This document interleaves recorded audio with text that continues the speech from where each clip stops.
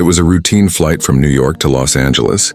Flight 782 of Pacific, Sky Airlines had 300 passengers on board, ranging from businessmen to vacationing families. Among them sat Emma Carter, a 19-year-old aviation student who had only flown small training planes. This flight was meant to be her short break before resuming.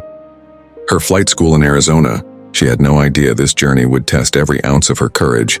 Halfway through the flight, turbulence struck. At first it seemed minor. Seatbelt signs lit up.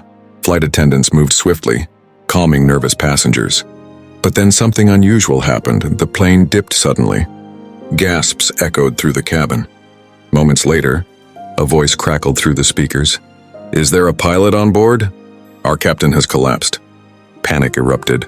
People screamed. A flight attendant rushed down the aisle, her eyes scanning the crowd.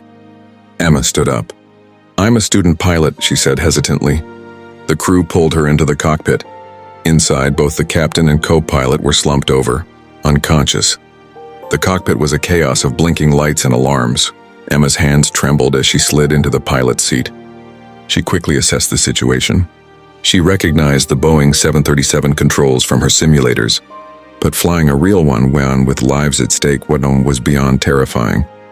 She picked up the headset. "Mayday, mayday. This is Flight 782. Both pilots are unconscious. I am a student pilot requesting immediate assistance." The response was instant. Air traffic control in Denver picked up her call. A calm voice guided her through the process. "We're going to help you land this plane, Emma. Just breathe. Follow every instruction carefully." Passengers sat frozen, some praying, some crying. Through the intercom, Emma spoke. "This is your temporary pilot. I need you all to stay calm. We will get through this." Emma fought her fear. Her heart pounded as she guided the aircraft, following instructions from the ground. She adjusted altitude, rerouted the plane toward Denver, and monitored fuel levels.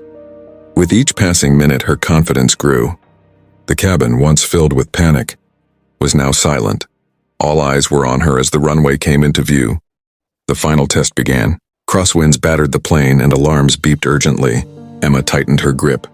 "You're doing great, Emma," the air traffic controller's voice reassured. "Lower your flaps. Reduce speed. Keep her steady." The landing gear extended. The plane wobbled, dipped, and finally, with a heavy jolt, touched down on the tarmac. The cabin burst into applause and tears. Emergency vehicles surrounded the aircraft.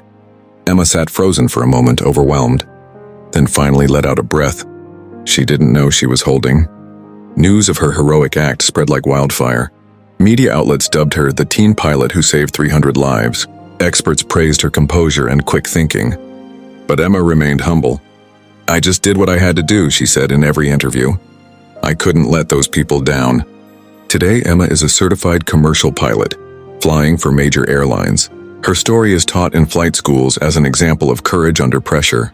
She often says, "That day didn't just change my life, and it gave me my wings." And for 300 people, she'll always be the hero who took the sky with nothing but nerves, training, and heart.